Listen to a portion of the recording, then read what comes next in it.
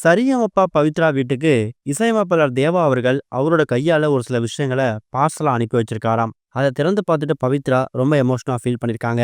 Sa Re Ga Ma Pa senior season 5ல இந்த வாரம் நடக்கக்கூடிய வீக்கெண்ட் எபிசோட்ல இசையமைப்பாளர் தேவா அவர்களோட 35 வருஷ திரைப்பயணத்தை போற்றும் விதமா தேவா 35 ஸ்பெஷல் அப்படிங்கிற பெயர்ல ஒரு சுற்று வைக்கிறாங்க.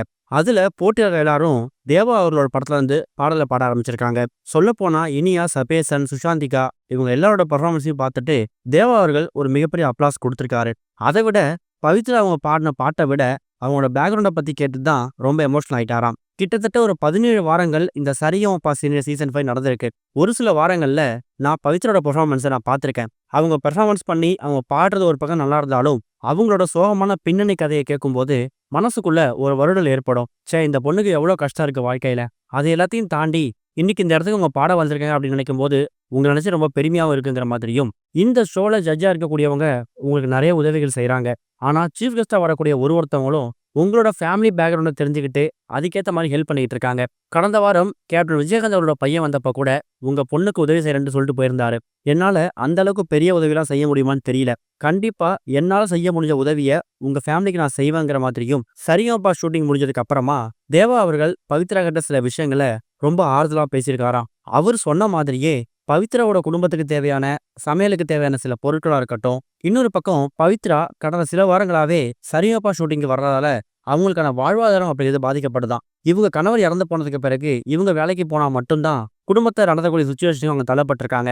அதுக்காக தான் தேவா அவர்கள் அவங்க வீட்டுக்கு தேவையான சமையலுக்கு தேவையான சாப்பாடு தேவையான எல்லா பொருட்களையும் அனுப்பி வச்சுட்டு எக்காரணத்தை கொண்டும் பாடலை மட்டும் கைவிட்டுறாதீங்க, என்னால செய்ய முடிஞ்ச உதவியை நான் தொடர்ந்து உங்களுக்கு செஞ்சுக்கிட்டே இருப்பேன், இந்த சரிகமபா முடிகிற வரைக்கும் என்னோட ஆதரவு கண்டிப்பா உங்களுக்கு உண்டுங்கிற மாதிரி சொல்லி தான் அந்த பொருட்களை அனுப்பி வச்சிருக்காராம். அதை திறந்து பார்த்துட்டு பவித்ரா ரொம்ப எமோஷனலா ஃபீல் பண்ணியிருக்காங்க.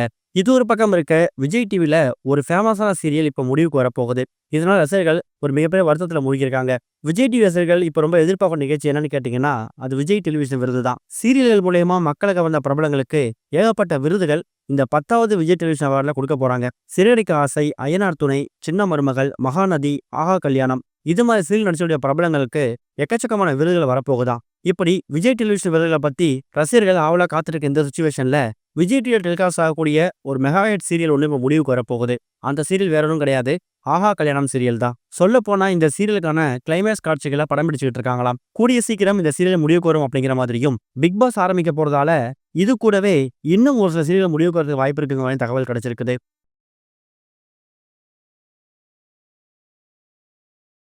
இதுவரைக்கும் கனெக்டிங் டிவிக்கு சப்ஸ்கிரைப் பண்ணனா மறக்காம சப்ஸ்கிரைப் பண்ணிக்கங்க.